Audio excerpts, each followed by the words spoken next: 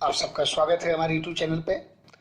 तो दोस्तों, पिछले दिनों ने आपने देखा होगा कि हमने चर्चा किया था भारत के राजलेख 1853 के बारे में, और ये भी मैंने बताया कि ये आखिरी राजलेख है। कारण कि 1857 की क्रांति हुई और उस क्रांति के बाद एक बहुत बड़ा परिवर्तन आया। परिवर्तन ये हुआ कि जैसे क्रांति हुई, उस क्रांति के बाद ब्रिटेन के प्रधानमंत्री पामस्टन ने ब्रिटेन की संसद में कंपनी के शासन की समाप्ति का एक विधेयक पेश किया, परंतु वो पास न हो सका।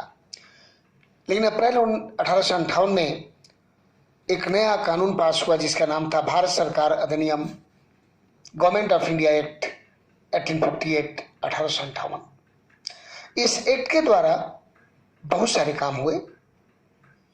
उन कामों के बारे में हम डिटेल में चर्चा करें उसके पहले बता दूं कि पहला काम यह था कि भारत में ईस्ट इंडिया कंपनी और मुगल शासन की सत्ता को समाप्त करते हुए ब्रिटेन के सम्राट को यहाँ का शासक बनाया गया।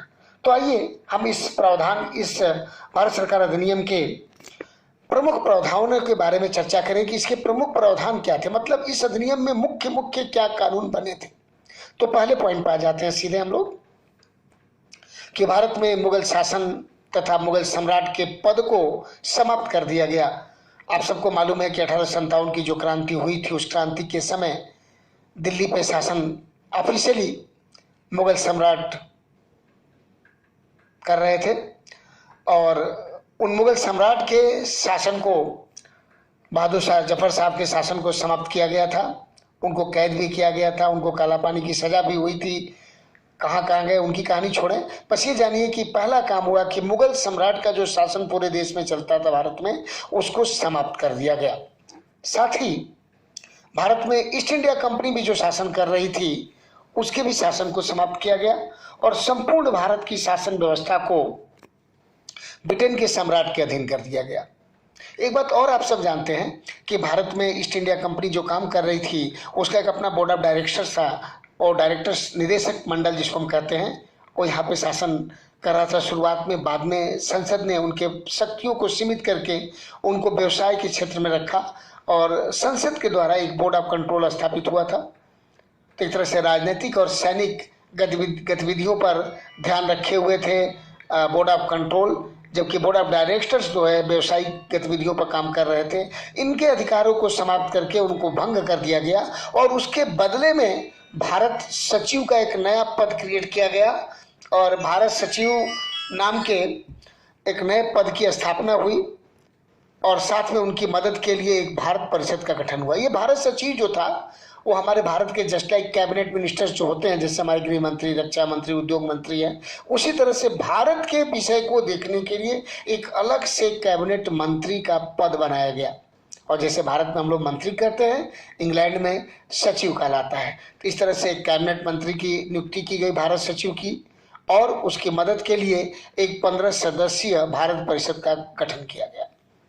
अगले पॉइंट में आप देखेंगे कि भारत में शासन संचालन के लिए ब्रिटिश मंत्रिमंडल के एक नया मंत्री भारत के राज्य सचिव की नियुक्ति की गई, जो अपने कार्यों के लिए ब्रिटिश संसद के प्रति उत्तरदायी होगा। ठीक उसी तरह से जैसे आज के भारत में कोई भी कैबिनेट मिनिस्टर, कोई भी मंत्री लोकसभा के प्रति, संसद के प्रति उत्तरदायी होता है, वैसे ही भारत सचिव को भी अपने कार्यों के लिए ब्रिटिश संसद का उत्तरदायी बनाया गया।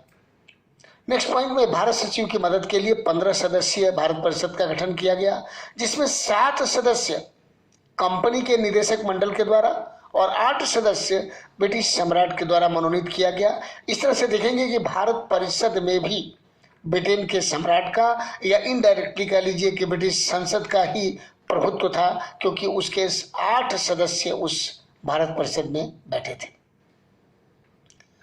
अगले पॉइंट में देखिए, भारत के गवर्नर जनरल जो कि पद था, और उसमें लॉर्ड कैनिंग भारत के गवर्नर जनरल थे, तो भारत के गवर्नर जनरल के पद का नाम बदल दिया गया और नया नाम रखा गया वायसराय।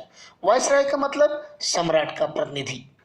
और तत्कालीन जो गवर्नर जनरल थे, या कह सकते हैं कि ब्रिटिश भारत के अंतिम गवर्नर जनरल लॉर्ड कैनिंग थे, और वही ब्रिटिश भारत के प्रथम वायसराय भी बने 1858 में। और ये जीके का क्वेश्चन बनता, अक्सर जीके में आता कि भारत के प्रथम वायसराय कौन बने, तो ब्रिटिश भारत के प्रथम वायसराय लॉर्ड कैनिंग।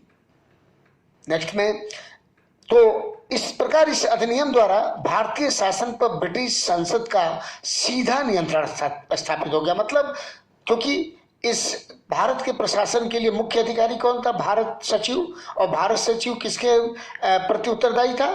तो ब्रिटिश संसद के। तो किसके नियंत्रण में चला गया? तो ब्रिटिश संसद के। इस तरह से कह दीजिए कि भारत पर हुकूमत ब्रिटिश संसद कर रही थी, अपने प्रतिनिधि भारत सचिव और भारत में बैठे हुए उसके सर्वोच्च अधिकारी वायसराय के द्वारा।